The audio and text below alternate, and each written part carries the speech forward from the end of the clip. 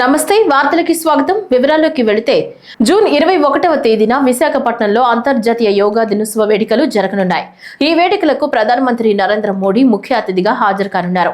అందుకు సంబంధించి చేయాల్సిన ఏర్పాట్లపై విజయవాడలోని సీఎస్ క్యాంపు కార్యాలయంలో ప్రభుత్వ ప్రధాన కార్యదర్శి కె విజయానంద్ సంబంధిత శాఖల అధికారులతో ప్రాథమికంగా సమీక్ష నిర్వహించారు. ప్రధానమంత్రి మోడీ సూచనలతో 2014 డిసెంబర్లో ఐక్యరాజ్య సమితి జనరల్ అసెంబ్లీ జూన్ 21వ తేదీని అంతర్జాతీయ యోగా దినోత్సవంగా ప్రకటించగా 2015 జూన్ 21వ తేదీన మొదటి అంతర్జాతీయ యోగా దినోత్సవాన్ని ప్రధాని మోడీ చేతుల మీదుగా ప్రారంభించగా ఒకే వేదికపై 35,985 మంది యోగాసనాలు చేసి 2 గిన్నిస్ రికార్డులు సాధించడం జరిగింది. ఇప్పటి వరకు 10 అంతర్జాతీయ యోగా దినోత్సవాలు నిర్వహించుకోవడం అయింది. మే 2న ప్రధాని అమరావతికి వచ్చినప్పుడు 11వ అంతర్జాతీయ యోగా దినోత్సవ వేడుకలను విశాఖపట్నంలో నిర్వహించాలని, ఆ వేడుకలకు తాను హాజరవుతానని సభా వేదిక నుంచి ప్రకటించారు.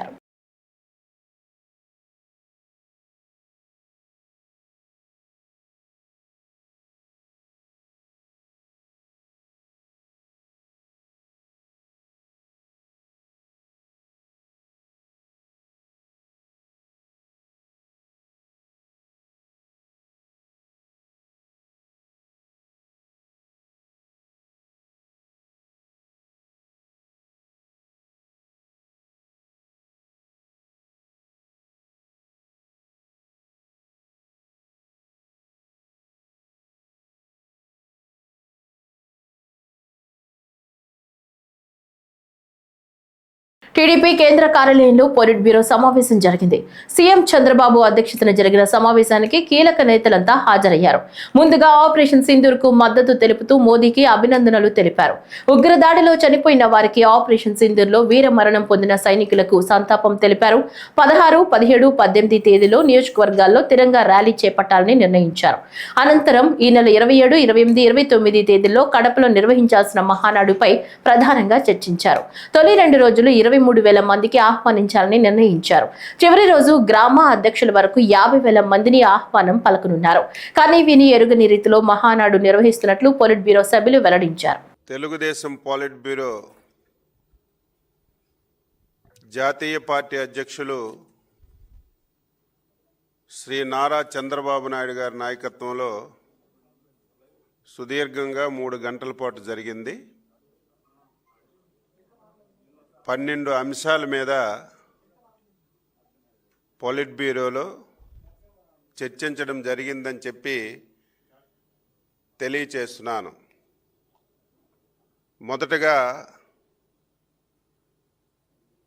గత నెల 22వ తారీఖున పహల్గామ్లో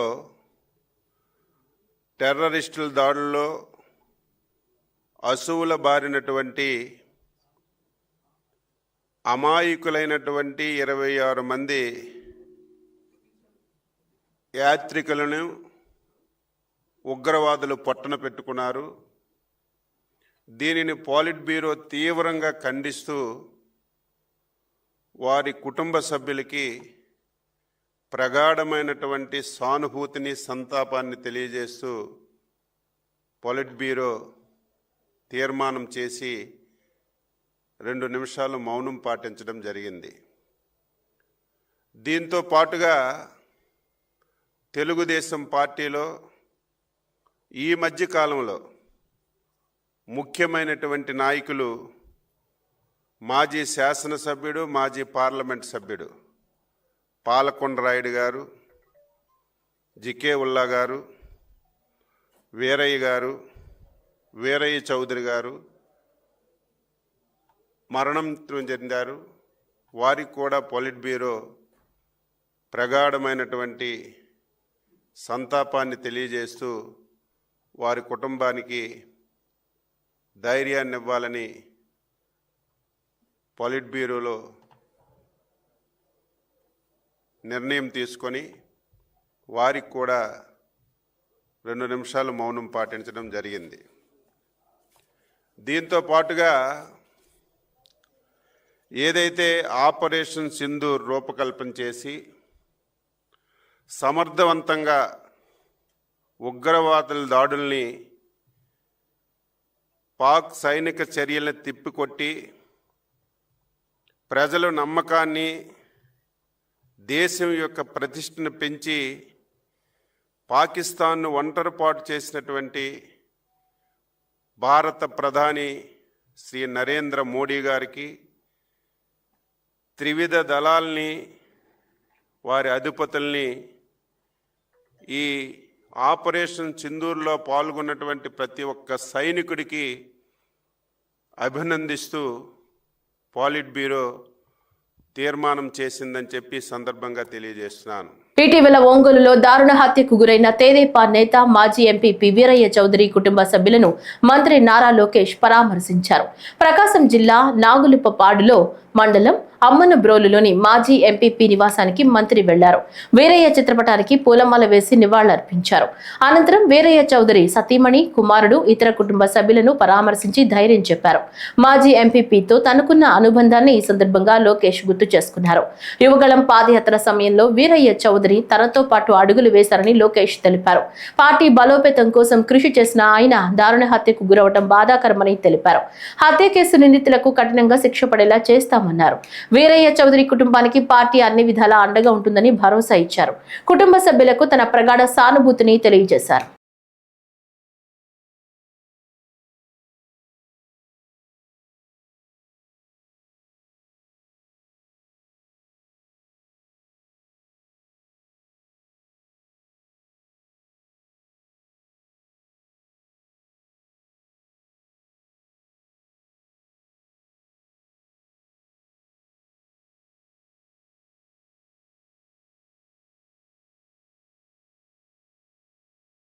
ఏపీలో భూముల రీసర్వే పారదర్శకంగా నిర్వహిస్తున్నట్లు రెవెన్యూ శాఖ మంత్రి అనగాని సత్యప్రసాద్ తెలిపారు.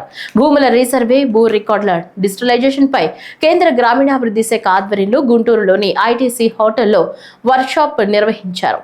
ఈ సందర్భంగా విలేకరుల సమావేశంలో మంత్రి మాట్లాడుతూ వైసీపీ పాలనలో భూముల రీసర్వే ప్రహసనంగా మారిందన్నారు. తాము భూ యజమానుల నుంచి వచ్చిన వేల అభ్యంతరాలను పరిశీలిస్తున్నామని తెలిపారు. గ్రామ స్థాయి నుంచి సభ నిర్వహించిన అభ్యంతరాలు వింటున్నామన్నారు. రీసర్వే కోసం కేటాయించిన నిధులు దానికోసమే వినియోగించాలన్నారు. 2500 ఎకరాలు ఉన్న ప్రతి గ్రామానికి ప్రత్యేక సర్వే బృందాన్ని పంపిస్తున్నామన్నారు. గత ప్రభుత్వం భూ సర్వే రాళ్లపై బొమ్మలు వేసుకుందన్నారు. రైతులకు భూమి సెంటిమెంట్ ఉంటుందని దాన్ని జగన్ ప్రభుత్వం గుర్తించలేదన్నారు. కూటమి ప్రభుత్వం అధికారంలోకి రాగానే అన్ని చక్కదిద్దేలా చర్యలు చేపట్టామని తెలిపారు. All the state officials, all of you, a very warm welcome and thank you for taking the pain to come all the way to the Guntur. I hope Guntur has been treating you well because this is a very warm place. Not only warm, it's quite burning with chillies around here. So I hope you will get to enjoy some delicious food and this conference will be successful to you. And it gives me even more happiness because, you know, Guntur has been quite neglected for a long time and having such a high quality national conference in Guntur gives me a personal satisfaction. So when it comes to this conference, as you all know, land is not just a physical asset in India. It is a symbol of identity, security, and dignity. More than 90% of the people, the land and property is the single most valuable asset. However, still inaccurate or outdated land records have long been the root cause of widespread disputes, delays in development, and denial of justice. And if you look at it in the entire civil court structure, around 2/3, more than 60-70% of disputes are related to land. Even in apex courts like Honorable Supreme Court, 1 in 4 cases are related to land disputes. Good morning, everyone. On behalf of people of Andhra Pradesh and our visionary leader, Sri Nara Chandrababu Naidu Garu, I take the privilege of inviting our chief guest, Sri Chandrasekhar Pamasani Garu, who is also MP from the Guntur Parliament. centrality of land to the dignity and livelihood of millions of farmers and landowners, we took immediate steps to review the existing survey systems. We found that previous administration, which has conducted the resurvey in haste, setting unrealistic targets and concluding the process in 6,688 villages within an unfeasible short time. If there were any grievances which we have to address, then those period, no time was given. Only 10 days or 15 days time was given for the farmers to appeal for grievance settlement. So previously it was done like that. But now, after we have taken the resurvey 2.0, our government initiated a corrective path and decided to relaunch. As per the directions of the Honorable CM, and as a revenue minister, I instructed the authorities to review each complaint. We have organized special Gram Sabhas in all the 6688 villages, and we got 2.8 lakh grievances. అస్వస్థతకు గురైన YCP నేత గన్నవరం మాజీ MLA Vallabhaneni వంశీని ఇవాళ ఉదయం 10 గంటల ప్రాంతంలో పోలీసులు జైలు నుంచి విజయవాడ ప్రభుత్వాసుపత్రికి తరలించారు. ఈ మేరకు ఆయనకు డాక్టర్లు వైద్య పరీక్షలు నిర్వహించారు. వంశీ ప్రధానంగా శ్వాస సంబంధిత సమస్యతో బాధపడుతున్నట్లుగా గుర్తించిన వైద్యులు కావలసిన మెడిసిన్స్ ను అందజేశారు. అనారోగ్య కారణాలతో ఆయన ఇటీవల కాలంలో భారీగా బరువు తగ్గారు. విజయవాడ కోర్టు ఆదేశాల మేరకు వంశీకి ఇప్పటికే 2 సార్లు వైద్య పరీక్షలు నిర్వహించారు.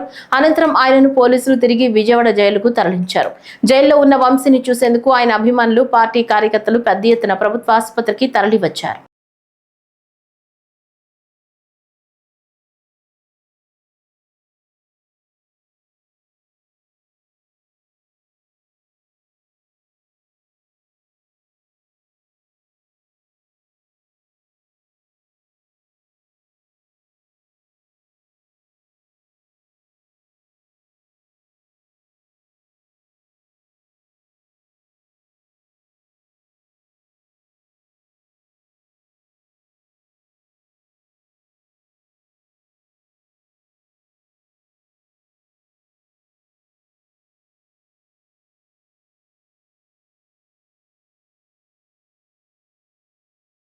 హైదరాబాద్ మాదాపూర్లోని నేషనల్ అకాడమీ ఆఫ్ కన్స్ట్రక్షన్ ను విజయవాడ ఎంపీ కేశినేని శివనాథ్ సందర్శించారు.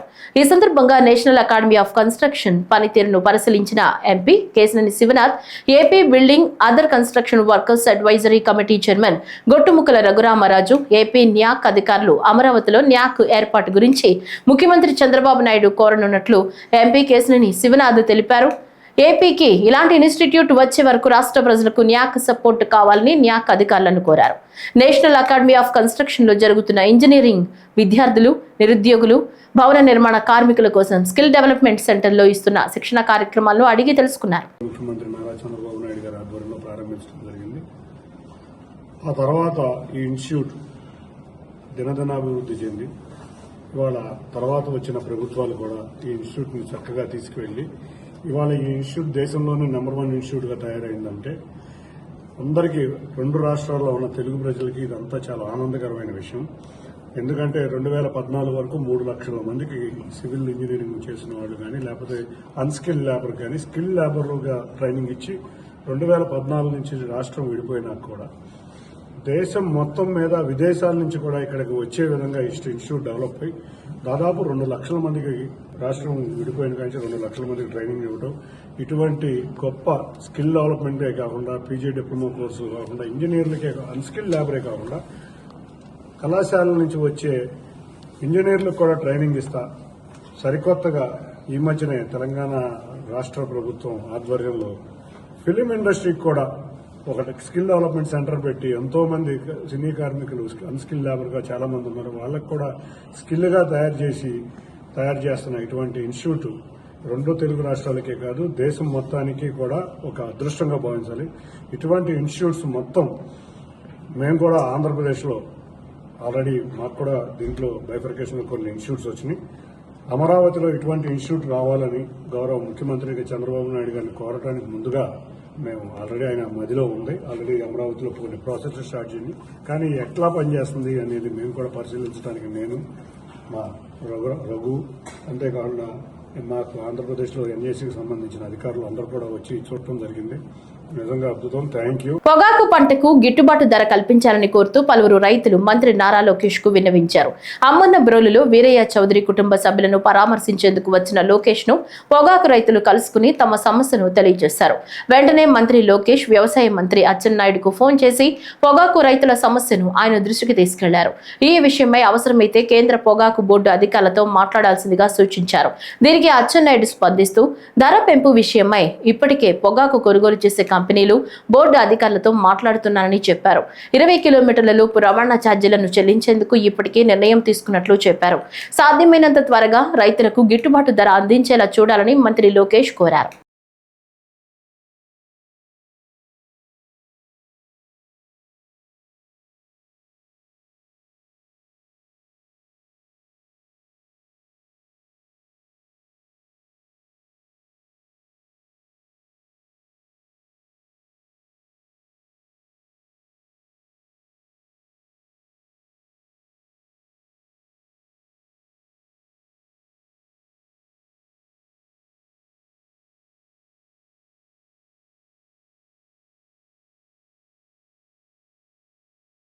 తెలుగుదేశం పార్టీ తలపెట్టిన గ్రీవెన్స్ కార్యక్రమంలో భాగంగా నేడు మంగళగిరిలోని టీడీపీ కేంద్ర కార్యాలయంలో దేవాదాయ శాఖ మంత్రి ఆనం రామనారాయణ రెడ్డి పాల్గొన్నారు.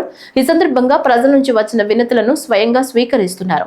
స్వీకరించిన వినతులపై సమస్యలు పరిష్కారం దిశగా అక్కడికక్కడే అధికారులతో మంత్రి ఆనం మాట్లాడుతున్నారు. గ్రీవెన్స్ కార్యక్రమంలో మంత్రి ఆనం రామనారాయణ రెడ్డితో పాటు Andhra Pradesh urban finance and infrastructure development corporation chairman Peela Govinda Satyanarayana కూడా పాల్గొన్నారు.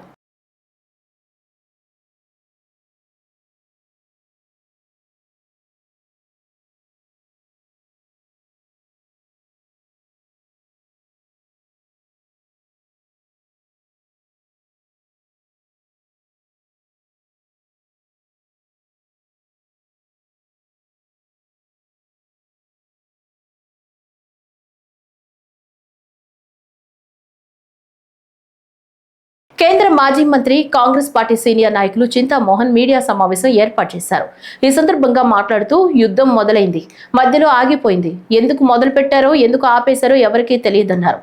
యుద్ధం మొదలైనప్పుడు అందరం ఊహించాం 1971లో ఇందిరాగాంధీ చేసినట్లు జరుగుతుందని, లేదా 1999లో వాజ్పేయి కార్గిల్ యుద్ధం జరిగినట్లు జరుగుతుందని భావించాం.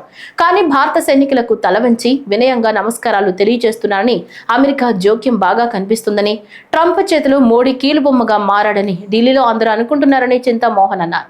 యుద్ధం మొదలైంది, మధ్యలో ఆగిపోయింది. అందరం ఊహించాం 1971 ఇందిరాగాంధీ చేసినట్టుగా యుద్ధం జరుగుతుంది అని అనుకున్నాం. లేదు 1999లో వాజ్పేయి కార్గిల్ యుద్ధం లాగా ఉంటుందని అందరం ఊహించాం. నేను యుద్ధ వీరులకు వారి సైనికులందరికీ తల వంచి వినయంగా వాళ్ళకి నమస్కారాలు తెలియజేసుకుంటూ మోడీ గారు యుద్ధాన్ని ప్రారంభించిన తర్వాత మధ్యలో ఆగిపోయారు. అమెరికా జోక్యం బాగా కనిపిస్తా ఉంది. ట్రంప్ చేతుల్లో మోడీ కీలుబొమ్మగా మారాడు అని అందరూ అనుకుంటున్నారు ఢిల్లీలో. మన గ్రామ పంచాయతీల్లో మల్టీపర్పస్ వర్కర్లుగా పనిచేస్తున్న పారిశుద్ధ్య కార్మికుల సంక్షేమం మనందరి బాధ్యతగా భావించారని జిల్లా కలెక్టర్ కోయ శ్రీహర్ష అన్నారు. సమీకృత జిల్లా కలెక్టరేట్లు యూనిసెఫ్ ఆధ్వర్యంలో పారిశుద్ధ్య కార్మికుల భద్రత, రక్షణ, గౌరవం అంశంపై ఎంపీడీఓలకు సంబంధిత అధికారులకు నిర్వహించిన శిక్షణ కార్యక్రమంలో జిల్లా కలెక్టర్ కోయ శ్రీహర్ష పాల్గొన్నారు. ఈ సందర్భంగా మాట్లాడుతూ మన గ్రామాల పరిశుభ్రతకు, ప్రజల ఆరోగ్య భద్రతకు నిరంతరం శ్రమిస్తున్న పంచాయతీ పారిశుద్ధ్య సిబ్బంది క్షేమం, కుటుంబ భద్రత చూడాల్సిన అవసరం మనందరిపై ఉందని కలెక్టర్ స్పష్టం చేశారు.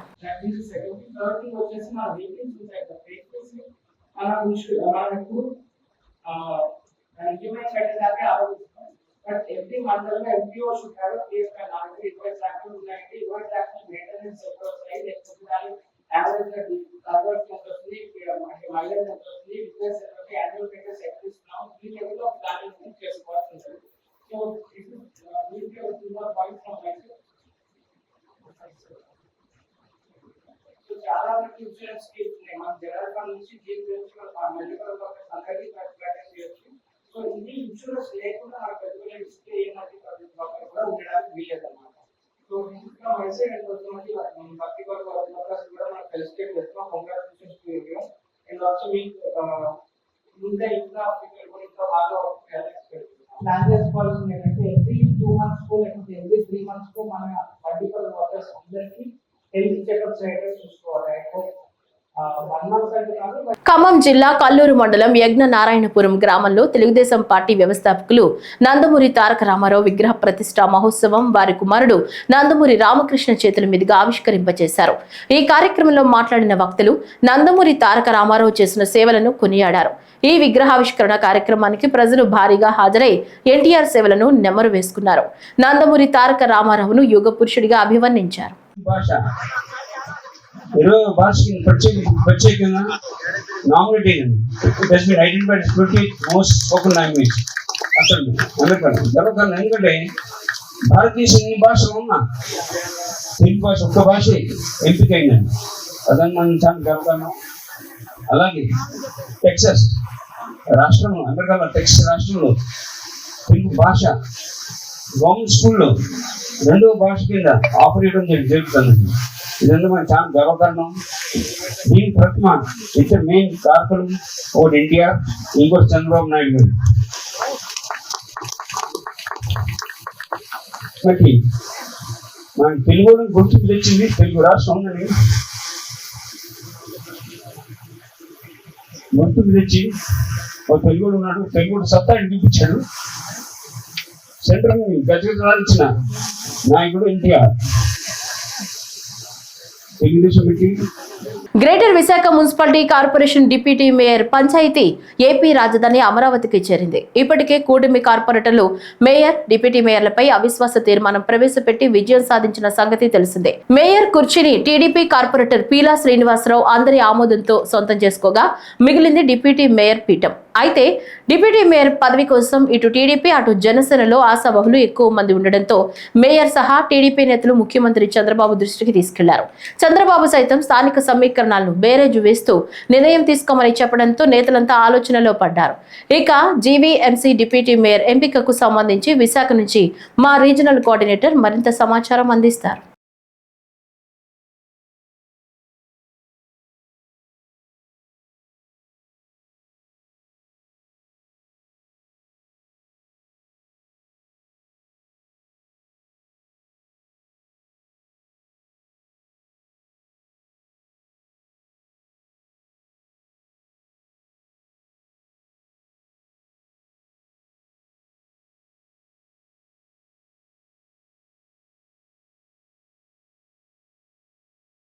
ఆపరేషన్ సింధూర్ విజయవంతమైన నేపథ్యంలో ఈ నెల 17వ తేదీన శనివారం కూటమి ప్రభుత్వం ఆధ్వర్యంలో భారీ ర్యాలీగా తిరంగా యాత్ర కార్యక్రమాన్ని నిర్వహించనున్నట్లు కూటమి నేతలు తెలిపారు.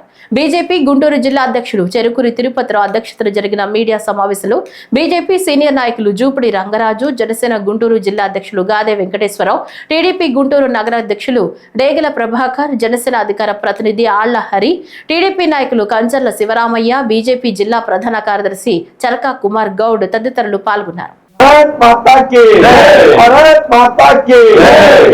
పాకిస్తాన్ లాహోరు లేకెళ్ళి వాళ్ళ యొక్క తీవ్రవాద శిబిరాలను ధ్వంసం చేయడం, దాని దృష్ట్యా పాకిస్తాన్ మళ్ళా కాళ్ళభయానికి వచ్చింది ఇది అమెరికా ద్వారా.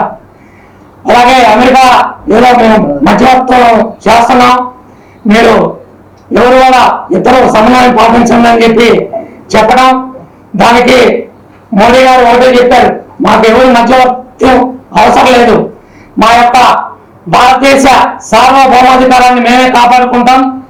అలాగే పాకిస్తాన్ చేస్తున్నటువంటి కుయుక్తుల్ని మా యొక్క సైనికులు ఏ విధంగా తిప్పికొట్టారో వాళ్ళకి సంఘీభావంగా భారతదేశంలో ప్రతి ఒక్క రాష్ట్రంలో జిల్లాల్లో కూడా ఈ యొక్క తిరంగా యాత్రలు జరపాలని చెప్పి కేంద్ర పార్టీ ఆదేశాల ప్రకారం ఈరోజు రేపు 15వ తారీఖు జరగబోయే తిరంగా ర్యాలీలో మా యొక్క ఏదైతే ఆంధ్రప్రదేశ్లో మహాకూటమి ఉందో ఈ యొక్క 3 పార్టీల ఆధ్వర్యంలో జాతీయ జెండాలతో ఈ యొక్క తిరంగా ర్యాలీ వేల మందితో ఈ యొక్క ర్యాలీ జరగబోతుంది. పులివెందులలో వైఎస్ఆర్సీపీ ప్రభుత్వ హయాంలో 670 కోట్లు ఖర్చు పెట్టి నిర్మించిన మెడికల్ కళాశాలను కాంగ్రెస్ పార్టీ రాష్ట్ర అధికార ప్రతినిధి తులసిరెడ్డి, పులివెందుల నియోజకవర్గం సమన్వయకర్త ధ్రువ కుమార్ రెడ్డి, కాంగ్రెస్ పార్టీ మండల అధ్యక్షులు గురువారం మెడికల్ కళాశాల ఆసుపత్రిని భవనాలను పరిశీలించడం జరిగింది. అనంతరం మీడియాతో తులసిరెడ్డి మాట్లాడుతూ 670 కోట్లు ఖర్చు చేసి పులివెందుల ప్రభుత్వ మెడికల్ కళాశాలను సర్వాంగ సుందరంగా నిర్మించారన్నారు. 2024-25 విద్యా సంవత్సరానికి నేషనల్ మెడికల్ కమిషన్ 16/8/2024న 50 MBBS సీట్లు మంజూరు చేసింది. మౌలిక సదుపాయాలు లేవని, సిబ్బంది కొరత ఉందని సాకులు చూపి మంజూరు చేసిన MBBS సీట్లను వద్దని చంద్రబాబు ప్రభుత్వం 10/9/2024న నేషనల్ మెడికల్ కమిషన్ కు లేఖ రాసింది. ఇది దురదృష్టకరం. కూటమి ప్రభుత్వ అసమర్థతకు నిదర్శనమని తులసిరెడ్డి అన్నారు. దీనికి తోడు 2024-25 విద్యా సంవత్సరానికి సంబంధించి national medical commission Pulivendula medical కాలేజీకి, ప్రభుత్వ మెడికల్ కాలేజీకి 50 MBBS సీట్లు కేటాయిస్తూ 2024 ఆగస్టు 16న పర్మిషన్ ఇస్తూ లేఖ రాసింది. 2024 ఆగస్టు 8. కానీ ఈ ప్రభుత్వం, చంద్రబాబు ప్రభుత్వం దానికి రిప్లై ఇచ్చింది. ఈ సీట్లు మాకు వద్దు, మేము నిర్వహించలేము, ఇంకా మౌలిక సదుపాయాలు పూర్తి కాలేదు, సిబ్బంది కొరత ఉంది అని మాకు వద్దు అని చెప్పేసి నేషనల్ మెడికల్ కమిషన్కు లేఖ రాస్తుంది. పర్యవసానంగా ఆ ఇచ్చినటువంటి 50 MBBS సీట్లు వాపసు తీసుకోవడం జరిగింది. ఇంతకంటే సిగ్గుచేటైన విషయం మరొకటి. పామరు నియోజకవర్గం టౌన్ పంచాయతీ ఆఫీసులో కొత్త రేషన్ కార్డులు దరఖాస్తు ప్రక్రియను ఎమ్మెల్యే వర్లకుమార్ రాజా పరిశీలించారు. ఈ సందర్భంగా ప్రజలతో మమేకమై వారు పడుతున్న ఇబ్బందులను తెలుసుకుని పంచాయతీ సెక్రటరీ, ఎంపీడీఓకి దానికి అనుగుణంగా పనిచేయాలని ఆదేశించారు. కొన్ని సాంకేతిక లోపాలు ఉండడంతో జిల్లా జాయింట్ కలెక్టర్ కి ఫోన్ చేసి తక్షణమే ఈ సమస్యకు తగు చర్యలు తీసుకోవాలని కోరారు. ఈ కార్యక్రమంలో అధికారులు, కూటమి నాయకులు పాల్గొన్నారు. పాట్యాల గ్రామం, కంచర్ల మండలం, ఎన్టీఆర్ జిల్లా. నాకు 30 పొలం ఇక్కడ కట్టబడి ఉంది. ఈ 30 పిల్లగాళ్ళ పెళ్లి చేద్దామని అమ్ముకుంటామంటే నువ్వు అమ్ముకోవడానికి లేదు, మా 3000 ఎకరం మా కిందే ఉండాలని ఈ కోరిళ్ళు, ఈ కసరోళ్ళు అంటున్నారు, మైనింగ్ వాళ్ళు. మాకు కాలువ పూర్తి చేసి రోడ్లు కోసం కోరిళ్ళు గిట్ట కాలువలో ఈ ఒత్తులు కట్టుకొని, ఈ ఎన్ఎస్సీ కట్టుకొని మాకు నీళ్ళు రాకుండా చేశారు. మళ్ళీ ఈ గట్టుకి గొర్రెలు, మేకలు, గేదెలు అన్నీ పోయి బతికాయి. ఆ ఆధారం లేకుండా పోయింది. రాయిలో కర్ర కొట్టుకొని బతికేవాళ్ళు, అది లేకుండా చేశారు. మేదర్లో కర్ర తీసుకుని బుట్టలు అల్లుకునేవాళ్ళు, అది లేకుండా చేశారు. మేము గట్టుకెళ్ళి పొలాలు పండితే దుమ్ముకి ఆ పొలాలు పండక కొనేవాళ్ళు లేక ఆగమైపోతున్నామండి. మమ్మల్ని ఈ గవర్నమెంట్ సహకరించి మమ్మల్ని కనిపెట్టి మమ్మల్ని చూడండి. తెనాలి మార్కెట్ యార్డుపై కూటమి ప్రభుత్వం దృష్టి సారించింది. 1,40,00,000తో సీసీ రోడ్లు, మరుగుదొడ్లు నిర్మాణం చేపట్టాలని నిర్ణయించింది. పంట ఉత్పత్తులను మార్కెటింగ్ చేసుకునేందుకు, ధాన్యం నిల్వ చేసేందుకు తెనాలిలో ఏర్పాటు చేసిన వ్యవసాయ మార్కెట్ యార్డ్ ఎట్టకేలకు అభివృద్ధి పనులు ప్రారంభమయ్యాయి. 5 ఏళ్ల వైసీపీ పాలనలో అభివృద్ధి కుంటుపడింది. రైతాంగాన్ని తీవ్ర నిరాశకు గురి చేసింది. నిమ్మ, ధాన్యం, ఇతర పంటల ఉత్పత్తులను మార్కెటింగ్ చేసుకునేందుకు ఈ యార్డ్ పెట్టింది పేరు. తెనాలి, కొల్లిపర, చుండూరు, దుగ్గిరాల వంటి పలు ప్రాంతాల నుంచి రైతులు నిమ్మకాయలను యార్డుకు తీసుకొచ్చి అమ్మకాలు జరుపుతున్నారు. ఇక్కడి నుంచి వివిధ రాష్ట్రాలకు ఎగుమతులవుతున్నాయి. నిత్యం వందలాది మంది రైతులు వచ్చిపోయే మార్కెట్ యార్డు ప్రాంగణంలో కనీస మౌలిక సదుపాయాలు, వసతులు కూడా లేవంటే అతిశయోక్తి కాదు. వ్యవసాయ మార్కెట్ యార్డులో ప్రధాన సమస్యలపై ప్రత్యేక దృష్టి పెట్టింది.